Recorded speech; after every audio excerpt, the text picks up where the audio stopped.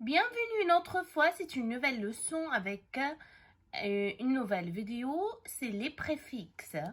On va savoir qu'est-ce que ça veut dire les préfixes et comment je vais faire différence entre le radical et le préfixe.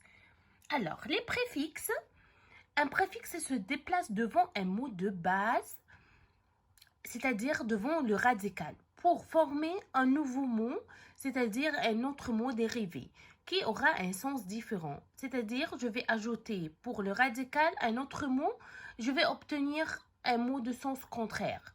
Comme si je dis honnête, je vais ajouter le préfixe mal, ça sera malhonnête. C'est le sens contraire du mot honnête. Lorsque ajoute un préfixe à un radical, on obtient toujours un mot dérivé de même nature que le radical. C'est-à-dire, si le radical est un nom, par exemple, pluie, c'est un nom. Je vais ajouter para, ça c'est le préfixe, parapluie, donc c'est un mot dérivé, c'est un autre nom. Monter, c'est un verbe. Je vais ajouter le préfixe D, DE, et le mot dérivé, ça sera démonter, c'est un verbe encore. Heureux, c'est un adjectif. Je vais ajouter le préfixe mal, donc ça sera malheureux, c'est un autre adjectif. Donc toujours le préfixe, c'est le petit mot ajouté au mot simple pour obtenir un autre mot, c'est un mot dérivé. Peut-être c'est le contraire. Comme ça, c'est tout pour le préfixe maintenant. J'espère que tout le monde a compris et merci pour votre attention. Ici, c'est les livres coccinelles à la page 187. On va passer à numéro 2 tout de suite. Je supprime le préfixe.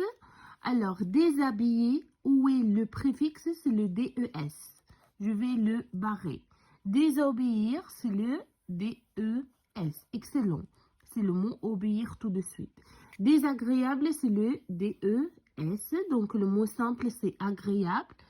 Désespoir, je vais barrer le DES et ça sera tout de suite espoir. Désordre, je vais barrer le DES et ça sera tout de suite ordre. Ici, dans le numéro 2, transplanter. Donc, toujours c'est planter. Je vais barrer le mot trans. Transporter, c'est toujours porter. Je vais barrer trans. Transmettre, c'est le mot mettre. Je vais barrer trans.